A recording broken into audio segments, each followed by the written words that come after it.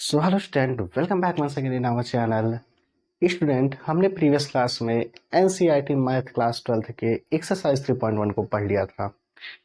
अब हमें क्या करना है कि आगे एक्सरसाइज 3.2 को कंप्लीट करना है।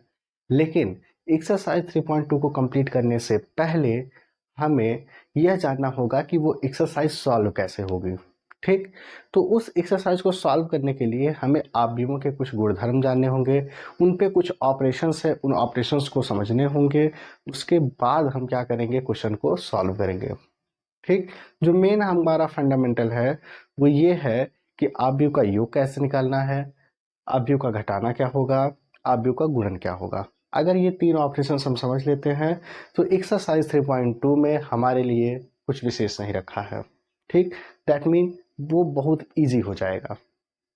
ठीक, तो योग और अंतर में बेसिकली किसी स्टूडेंट को ज़्यादा दिक्कत नहीं होती है जितनी दिक्कत होती है गुणनफल में। तो हम क्या करते हैं कि चलते हैं धीरे धीरे एक एक प्रोसेस को समझते हैं और उन प्रोसेस को समझने के बाद ही हम अपनी अगली एक्सरसाइज को क्या करते हैं, स्टार्ट करते हैं। तो वीडियो में अंत तक बने रहिए और अगर अभी तक आप चैनल से न जुड़े हो तो चैनल को सब्सक्राइब जरूर करिए और नोटिफिकेशन बेल को प्रेस जरूर करिए। ठीक, ताकि आने वाली सभी वीडियो की नोटिफिकेशन आपको जल्द से जल्द मिलती रहे। तो चलिए आते हैं हम आज के अपने टॉपिक की तरफ, और वो है आव्यूहों पर संक्रियाएं। ठीक, तो आव्यूहों पर संक्रियाएं क्या चीज है, ध्यान समझिएगा। Operations on matrix. ठीक, यानी कि हमें क्या करना है कि जो भी मैट्रिक्स दी गई है उस पे हमें कुछ ऑपरेशंस करने हैं। ठीक, अब वो ऑपरेशंस क्या क्या है हमें ये समझना होगा। ठीक ना, देखिए राइटिंग में मत जाइएगा, राइटिंग बेसिकली बस इतना ठीक बनती है कि आप समझ सकते हैं। ठीक ना, तो ये नहीं है कि डिजिटल बोर्ड भी चल रहा है, अभी तो नॉर्मल बोर्ड ही है। ठीक, तो हमको केवल समझना है। अच्छा, तो इसमें जो पहली संक्रिया दी गई है वो है बेटा आव्यूहों का योग। आव्यूहों का योग ना। अच्छा, अब हम जानते हैं कि आव्यूहों का योग होता कैसे है। देखिए, आव्यूहों का योग और अंतर आप तभी निकाल पाएंगे जब आपके पास दिए गए आव्यूह समान कोटि के होंगे। क्या होंगे? समान कोटि होंगे। जैसे मान लीजिए एक आव्यूह हमारे पास ए है, एक आव्यूह बी है, इसकी कोटि m क्रॉस n की है और इसकी भी कोटि m क्रॉस n की है। तब हम इन आव्यूहों को जोड़ सकते हैं और घटा सकते हैं। इन आव्यूहों को तब क्या किया जाता है, जोड़ा जा सकता है और घटाया जा सकता है। क्यों? क्योंकि इनकी कोटियां समान है। ठीक, तो आव्यूह के योग में क्या होता है कि यदि दो आव्यूह ए और बी इस प्रकार हैं कि ए इज इक्वल टू, हम मान लें ए आई जे और बी इज इक्वल टू होगा बी आई जे, इस प्रकार के दो आव्यूह हैं। ठीक, तो इनका जो योगफल होगा वह इनके मानों के योगफल के बराबर होगा, लेकिन शर्त यह है कि दोनों की कोटि एक समान होनी चाहिए। ओके, वैसे आई जे लिख दिया गया, इसका मतलब ये समान कोटि के हैं, तो यहाँ पर इन दोनों का समान कोटि का होना बहुत जरूरी है। अच्छा, अब हम चलते हैं एक एग्जाम्पल लेते हैं। देखिए, मान लेते हैं हमारे पास एक एग्जाम्पल है कि a इज इक्वल टू है 2 3 1 4, comma b is equal to है 5 -6 2 and 3। देखिए, ये भी दो कोटि का एक आव्यूह है और यह भी दो कोटि का एक आव्यूह है। हमें इनका क्या करना है, योग निकालना है। तो इनका योग कैसे निकलेगा? a plus B is equal to 2 3 1 4 plus 5 -6 2 and 3। अब अगर हम इनका योग निकाल लें a plus B is equal to, तो वो आएगा, सिंपल सी बात है, उनके संगत अवयव का योग। संगत अवयव का योग, ठीक ना। तो 2 और 5, 2 + 5 3 प्लस माइनस 6, 1 प्लस 2, 4 प्लस 3, जोड़ देते हैं इनको तो 2 और 5 मिलके 7, 6 में से 3 गए -3, 1 और 2 मिलके 3, 4 और 3 7। ये हमारा हो गया अवयवों का क्या, योग। ठीक, तो उम्मीद है कि अवयवों का योग आपको अच्छे से समझ में आ गया होगा। अभी हम इनके गुणधर्म के बारे में भी बात करते हैं, पहले थोड़ा सा घटाना भी जान ले। देखिए, ये तो हो गया अवयवों का योग, इसको नंबर हम 1 कर देते हैं। और नंबर 2 जो हमारा होगा ये है अवयवों को घटाना, दैट मीन डिफरेंस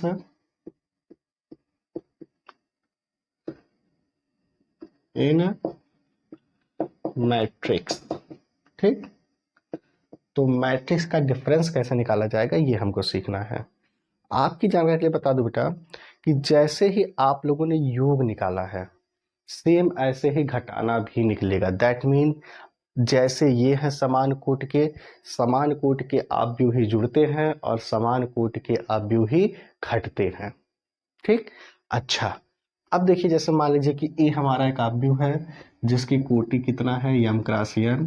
बी भी हमारा एक अवयव है, इसकी भी कोटि यम क्रॉस n है। मान लीजिए ए का जो अवयव है वो ए आई जे है और जो बी का है वो बी आई जे है ना। अब हमें क्या करना है कि अगर हमें इनको घटाना है, हमें क्या करना है, इनको क्या करना है, घटाना है, तो नॉर्मल सी बात है कि इनको घटाने के लिए हम इनके बीच में माइनस का चिन्ह लगाएंगे और सेम इसी प्रकार से जैसे इसको घटाया गया है उसी प्रकार से हम इन दिए गए अवयवों को आपस में घटा लेते हैं। ठीक, चलिए देखते हैं। देखिए फॉर एग्जाम्पल मान लीजिए एक यही वैल्यू है, क्या है, 2 3 1 4 प्लस 5 -6 2 एंड 3, ये हो गई हमारी वैल्यू ऑफ बी। ठीक, अब हमें इनको घटाना अगर है that mean A minus B हम निकालेंगे, तो 2 3 8 4 -5 -6 2 एंड 3। देखिए सिंपल सी चीजें हैं, 2 -5, 3 -6, 1 -2 एंड 4 -3। अब देखिए क्या होगा, 2 में से 5 को सब्सट्रैक्ट करेंगे तो माइनस कितना आएगा, 3 आएगा। 3 माइनस माइनस प्लस, 3 एंड 6 मिलके 9। 1 में से 2 को सब्सट्रैक्ट करेंगे तो माइनस कितना आएगा, 1 आएगा। और 4 में से 3 को सब्सट्रैक्ट करेंगे तो वो भी कितना आएगा, 1 आएगा। ये हमारा हो गया a माइनस बी की वैल्यू। ठीक, तो जिस प्रकार जोड़ना था उसी प्रकार क्या करना था, हमें घटाना भी था ना। अच्छा, अब हम क्या करते हैं, थोड़ा सा इनके गुणधर्म के बारे में जान लेते हैं कि इनका गुणधर्म क्या है। देखिए आप लोग रफ पेन लेकर जरूर बैठिए ताकि जो बताया जाए उसको नोट करते चलिए। ठीक,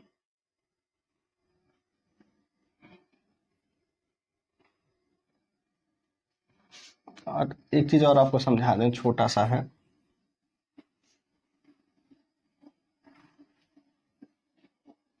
क्योंकि बगैर वो समझे आपको थोड़ी सी दिक्कत हो सकती है, हालांकि होनी नहीं चाहिए। देखिए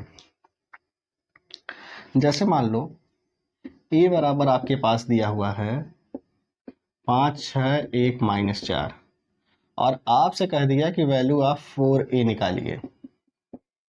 किसकी वैल्यू निकालिए, 4a की ना। यही हम थोड़ा सा समझा दें, उसके बाद आपको उनके हम नियम बताएं। तो आप कैसे निकालेंगे, देखिए 4a दैट मीन हमें 4 का मल्टीप्लीकेशन कराना है अवयव a में।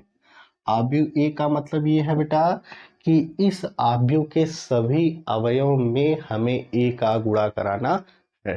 तो करा देते हैं, तो 5 चौक 20, 4 छंग 24, 4 -16, ये हो गया हमारा क्या, इसका आंसर। ठीक, सब में हमें गुणा कराना है। ठीक, तो उम्मीद है कि ये बात भी आपको समझ में आ गई होगी। अच्छा, तो सिंपल सी चीज़ें थी जिसको हमें समझना था। अब हम क्या करते हैं कि इनके कुछ गुणधर्म को जानते हैं, आव्यूहों के योग के कुछ गुणधर्म।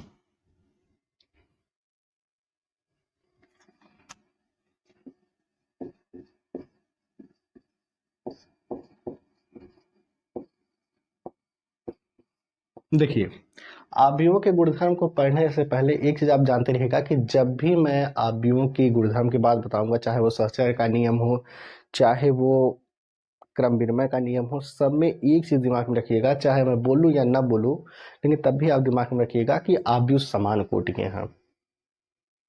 ठीक, तो सबसे पहले हम बात करते हैं आव्यूहों के योग का जो कुछ गुणधर्म है। इसमें पहला गुणधर्म, ठीक, पहला है क्रम विनिमेय। कौन सा है? क्रम विनिमेय नियम। ठीक, अब क्रम विनिमय नियम क्या है? देखिए, दो आव्यूह हैं। कितने आव्यूह हैं? दो। एक आव्यूह हमारे पास ए है, एक आव्यूह हमारे पास बी है। आव्यूह ए की कोटि वही है जो आव्यूह बी की कोटि है। ठीक, दोनों ही नॉर्मल आव्यूह हैं। A is equal to A I J, B is equal to B I J. ठीक, तो होगा क्या बेटा कि अगर दो आव्यूह इस प्रकार हैं कि इनकी जो कोटियां हैं वो आपस में बराबर हैं, तो ये आव्यूह सदैव क्रम विनिमय नियम का पालन करते हैं। तो ये किसका पालन करते हैं? क्रम विनिमय नियम का। That mean A plus B is equal to आएगा B plus A. A plus B is equal to क्या होगा? बी प्लस ए।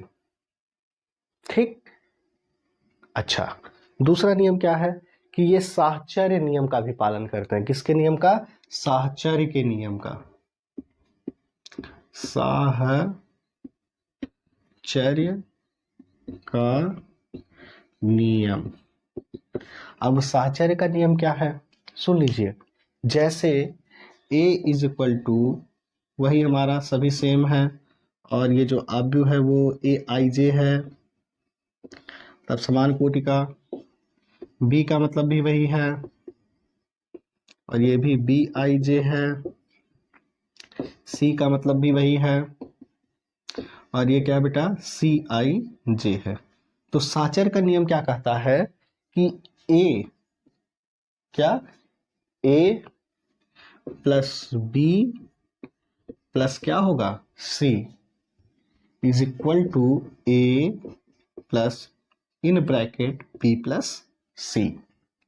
मतलब क्या है कि अगर आप ए बी का योग करके उसमें सी का योग करेंगे तो इसका मान वही आएगा जो बी प्लस सी का योग करने के बाद ए का जब हम योग करेंगे तो आता है। ठीक, तो ये हमारा हो गया साहचर्य का नियम। इसका नियम हो गया साहचर्य का नियम। एक और है योग का तत्समक अस्तित्व। देखिए, जो जो टॉपिक में है सब हम जानेंगे। योग का तत्समक अस्तित्व। तत्समक अस्तित्व, तत्समक मतलब याद है, आइडेंटिटी मैट्रिक्स हमने पढ़ा था ना। अच्छा, अब ये क्या चीज है? देखिए, मान लीजिए एक आव्यूह है यम क्रॉस एन, और हमारा एक ओ है जो कि समान कोटि का एक शून्य आव्यूह है। कैसा आव्यूह है? शून्य आव्यूह है। तो इस दशा में क्या होगा कि अगर हम निकाले a प्लस ओ, तो ये वैल्यू इक्वल होगी o प्लस ए के, और यही वैल्यू इक्वल होगी किसके? a के। ठीक, दैट मीन इन तीनों का मान जो होगा वो आपस में एक समान आएगा, एक बराबर आएगा। ठीक, अच्छा, इसके बाद क्या है बेटा? प्रतिलोम आव्यूह, मतलब इसी का प्रतिलोम का भी एक नियम है। ठीक, देखिए सारे नियम हम लोग चर्चा करेंगे क्योंकि ये इंटर की मैथ है। ये नहीं कि बस आधा अपलोड कर दिया जाए, आधे पे बहका दिया जाए, ये सब काम नहीं है। प्रतिलोम, ठीक ना। तो आव्यूह का प्रतिलोम क्या होगा? देखिए, आव्यूह का प्रतिलोम का मतलब ये है बेटा कि मान लीजिए कोई अवयव ए है, m क्रॉस n, ठीक, और मान लीजिए कि हमने दूसरा अवयव निकाला -a और इसकी भी कोटि कितना है, m क्रॉस n की, ठीक। अब यदि हम a प्लस -a कर दें, मतलब दोनों को हम क्या करते हैं, जोड़ दें, क्या कर दें, जोड़ दें, तो जोड़ने के बाद यदि उत्तर हमारा शून्य बराबर आ जा रहा है, यानी कि शून्य अवयव के बराबर आ जा रहा है, तो वे अवयव a और a माइनस एक दूसरे के प्रतिलोम अवयव कहलाते हैं। एक दूसरे के कैसे अवयव कहलाते हैं, प्रतिलोम अवयव कहलाते हैं। तो ये कुछ है हमारे अवयव के कुछ गुणधर्म है। कौन कौन सा नियम, क्रम विनिमय, सहचर्य, तत्समक और प्रतिलोम, ठीक। अब जो शुरू होगी वो असली कहानी है। ये तो हमें आसानी से समझ में आ गई है। अब जो कहानी शुरू होने वाली है वो असली कहानी वही है, ठीक। अब वो असली कहानी क्या है, चलिए देख लेते हैं। देखिए, योग और घटाना समझ में आ जाता है, मैटर वहीं फंसता है जब बात आती है गुणनफल की। किसकी बात आती है, गुणनफल की। तो देखिए, गुणनफल भी हम लोग निकाल लेते हैं, आप लोगों के लिए तो कुछ नहीं कठिन है, बस यही पूरा टाइम देखना कठिन रहता है आप लोगों के लिए। तो राइटिंग पे मत जाइए पढ़ाई पे जाइए, ठीक ना, क्योंकि हमें पढ़ना है। अच्छा, तो अब आते हैं अवयवों का गुणनफल, तीसरा नियम, अवयवों का गुणनफल। दैट मीन क्या है ये, multiplication on matrix, of matrix करिए, ऑन थोड़ी का हुआ, ऑफ मैट्रिक्स। देखिए, अब अवयव के गुणनफल में थोड़ा सा चेंज भी होता है। वो चेंज ये है, जैसे मान लीजिए अगर आप समान आप कोटि वाले अवयव का गुणनफल करा रहे हैं तो वो भी हो जाएगा, और थोड़ा सा अगर आप अलग कोटि के अवयव का कराते हैं कुछ केसों में तो वो भी गुणनफल निकल जाता है, ठीक ना। तो पहले समान वाले की अगर हम बात करें, देखिए समान वाले का तो वही नॉर्मल तरीका है, m cross n, m cross n, a i j b i j, ठीक ना। अब हम क्या करते हैं, अगर दोनों का हम मल्टीप्लिकेशन करा देंगे तो हमको तो रिजल्ट मिल ही जाएगा, ए बी का मान हमें, यानी कि वैल्यू ऑफ ए बी हमें मिल जाती है, ठीक। लेकिन अगर मान लीजिए कि आपका जो अवयव ए है वो m क्रॉस n का है, और अगर मान लीजिए आपका अवयव बी है वो n क्रॉस p का है। देखिए कोटियां अलग अलग हैं, कोटियां क्या है, अलग अलग है ना। तो अब अगर हम इनका प्रोडक्ट निकालेंगे, इनका हम मल्टीप्लिकेशन क्या करेंगे, निकालेंगे, तो इनका भी मल्टीप्लिकेशन निकलेगा। मान लीजिए इनका गुणनफल c है, क्या है, c है, तो जो c आएगा, जो क्या आएगा, c आएगा, उसकी कोटि होगी m क्रॉस p की। किसकी कोटि होगी, m क्रॉस p की। ऑब्जेक्टिव आया था इस बार 2022 के पेपर में, 2022-23 जो अभी अपकमिंग पेपर हुआ है, इस पेपर में यह क्वेश्चन पूछा था, ठीक। इसलिए मैंने आपको बता दिया कि अगर अलग अलग कोटि का अवयव है तो भी उसका कुछ केसों में गुणनफल हो जाता है। क्या होता है, m क्रॉस n हो और n क्रॉस क्या हो, p हो, ठीक। तो उस केस में इनका गुणनफल जो आता है c, वो m क्रॉस p आ जाता है। बात समझ में आ रही होगी आपको। अच्छा, अब हम इसके कुछ एग्जाम्पल्स देखते हैं। देखिए एग्जाम्पल इसके बड़े इंटरेस्टिंग है भाई, मानना पड़ेगा। देखिए एग्जाम्पल में पहला हम मान लेते हैं a इज इक्वल टू हमारे पास है 2, 3, 6 एंड 4, और जो वैल्यू ऑफ b है -5, 6, 2 एंड 3 है। अब हमें क्या करना है कि इस a और b का आपस में गुणा कराना है। क्या कराना है, गुणा कराना है। देखिए लेक्चर बड़ा होता जा रहा है, कोई दिक्कत नहीं, लेकिन हम लोग एक वीडियो में इसको कंप्लीट करेंगे, ठीक ना। तो अब हम ए और बी का गुणा कराते हैं। तो गुणा कराने के लिए सबसे पहले आप क्या करिएगा, ऐसे एक बार नॉर्मल सा लिख लेते हैं।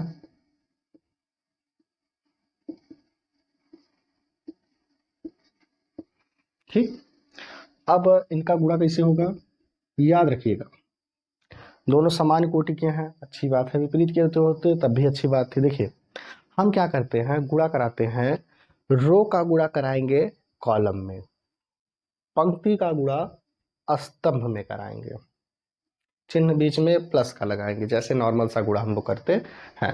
लेकिन कंडीशन समझिएगा, देखिएगा रो का कॉलम से, रो का कॉलम से, रो का कॉलम से, रो का कॉलम से, देखिएगा थोड़ा सा समझ में आ जाएगा।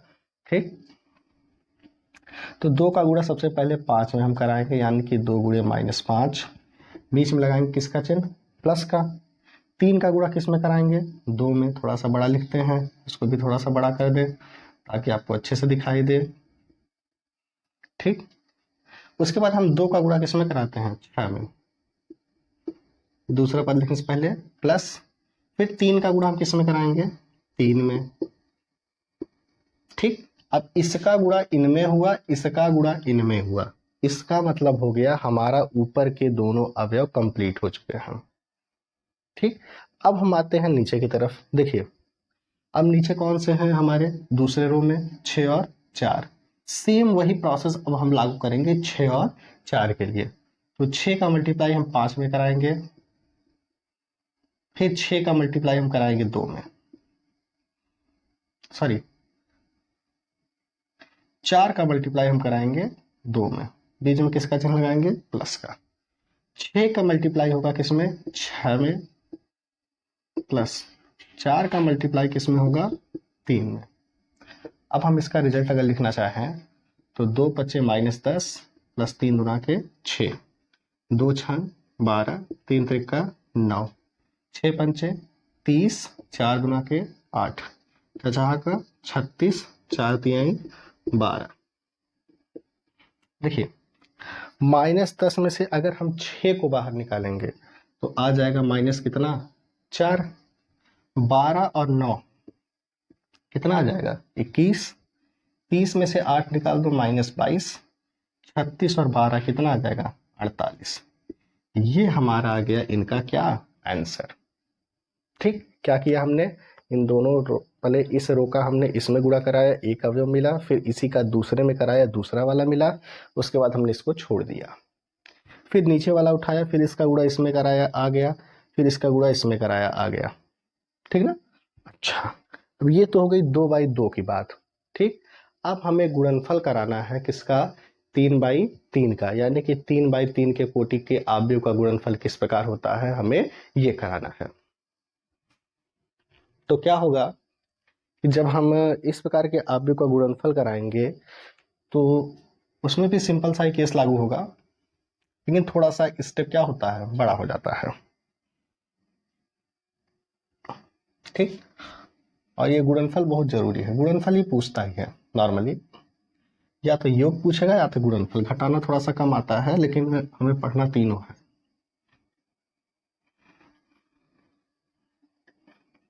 ठीक, ताकि हमारा सब कुछ तैयार रहे। अब देखिए 3 वाले का क्या करेंगे हम, ए बराबर मान लीजिए 5 2 1 1 2 1 3 1 4।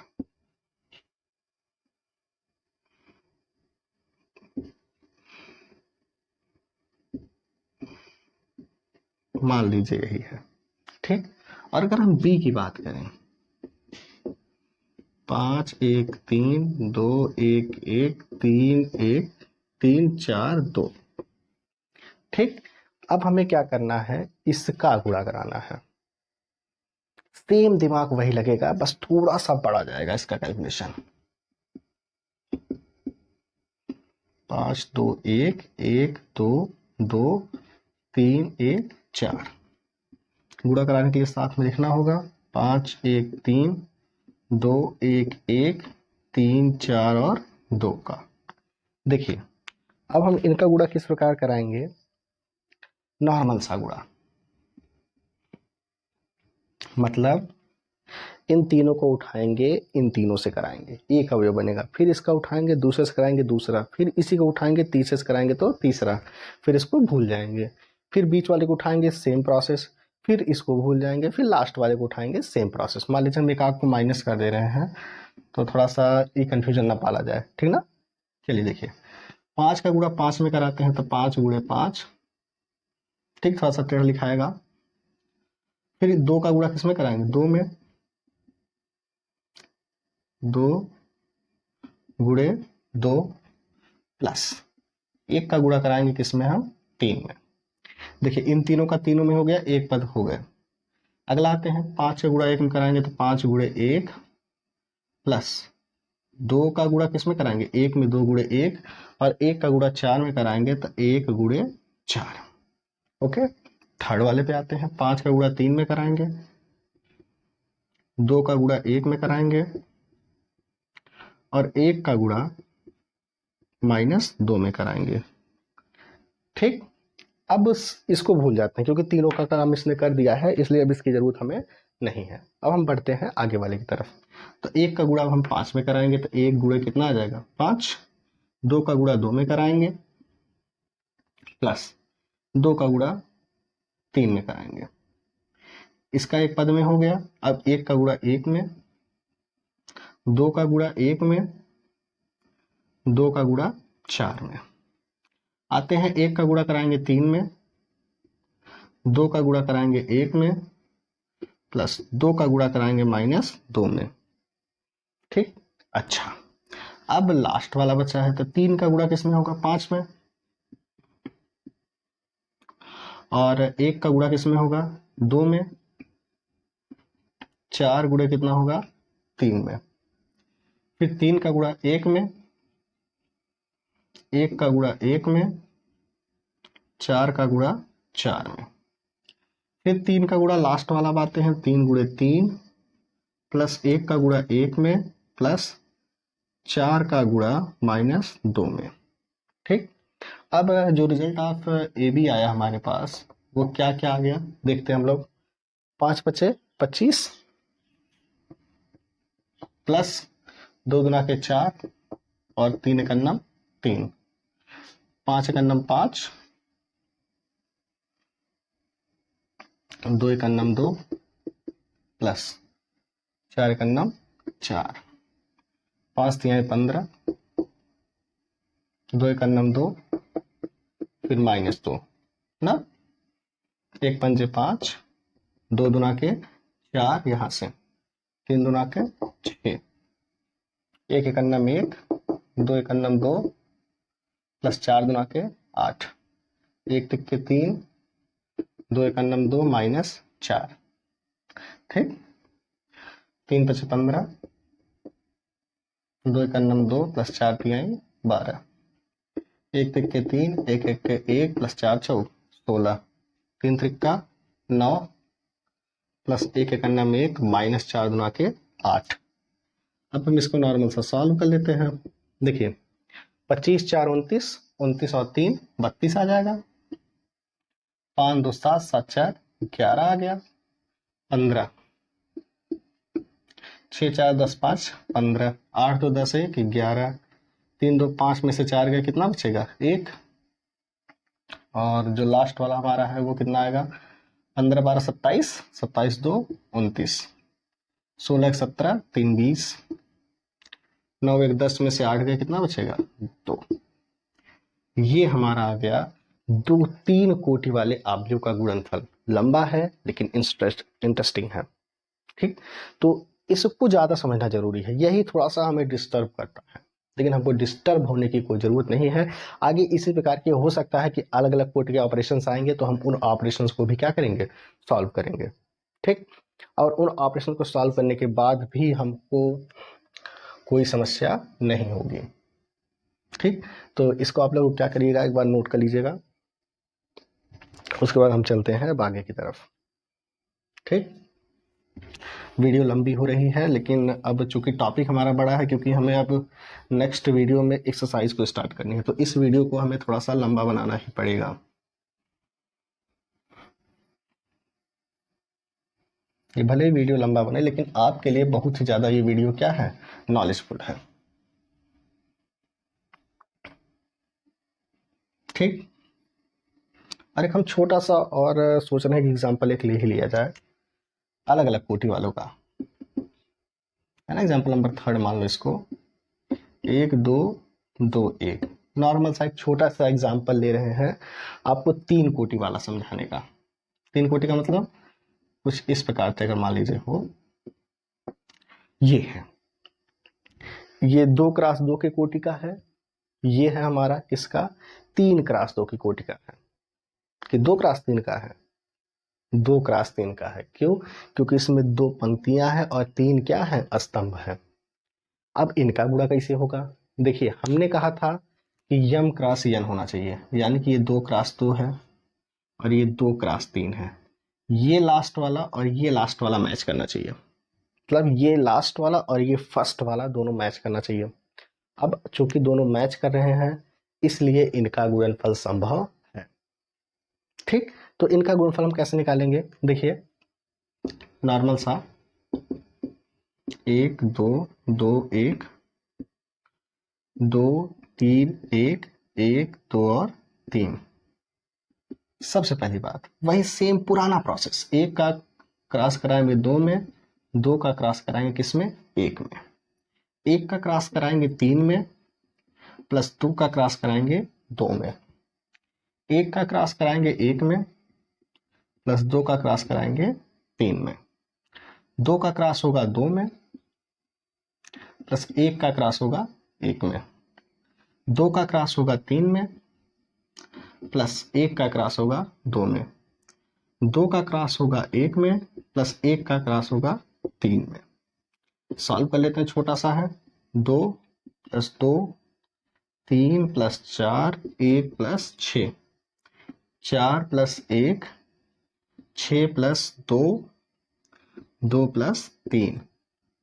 अब अगर हम इनको ऐड करें, देखिए 2 और 2 मिल कितना आ जाएगा, 4, 3 और 4 मिल कितना आ जाएगा, 7, 6 और 1 मिल कितना आ जाएगा, 7, 4 और 1 5, 6 2 8 और 3 2 मिलके 5। ये हमारा आ गया इसका आंसर। देखिए ये अलग अलग कोटि का अवयव था, तब भी हमने इसको क्या कर लिया, सॉल्व कर लिया है ना। अच्छा, तो अब हम इसके भी कुछ गुणधर्म को जान लेते हैं और वीडियो को एंड करते हैं। ठीक, तो इसके भी कुछ गुणधर्म है, जैसे कि यह भी एक सहचर नियम का पालन करता है। ठीक, तो देख लेते हैं क्या चीजें हैं।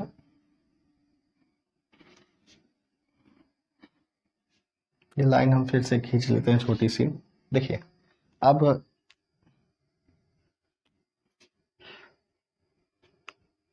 तो इसको भी थोड़ा सा डिलीट करना होगा।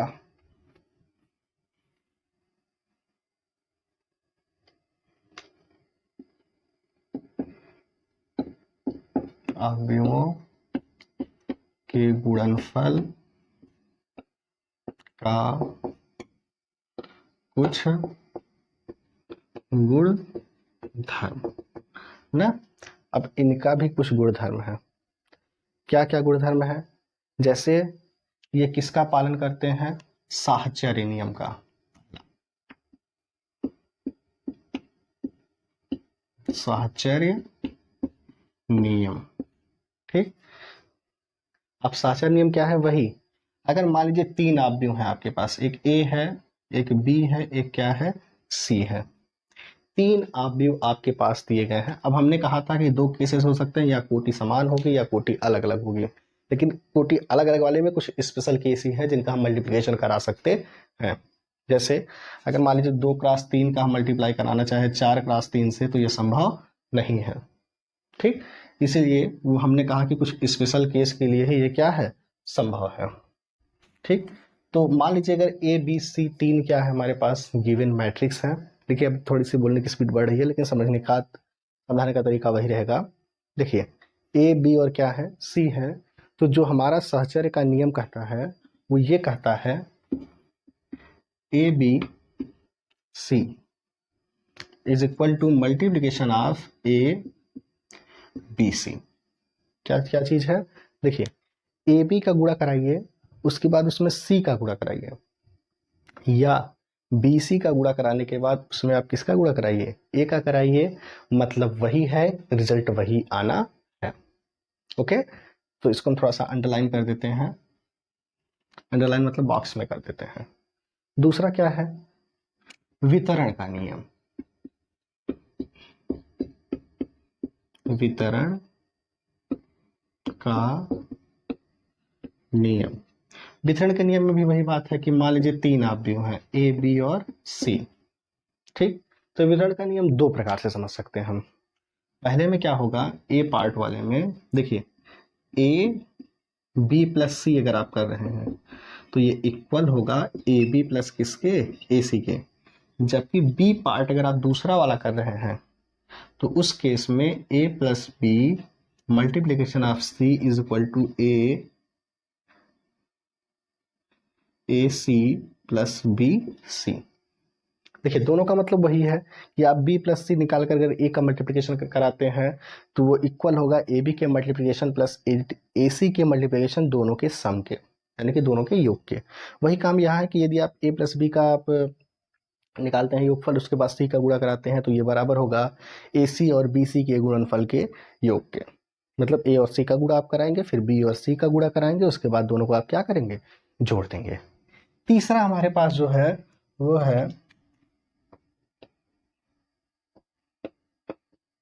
गुणनफल का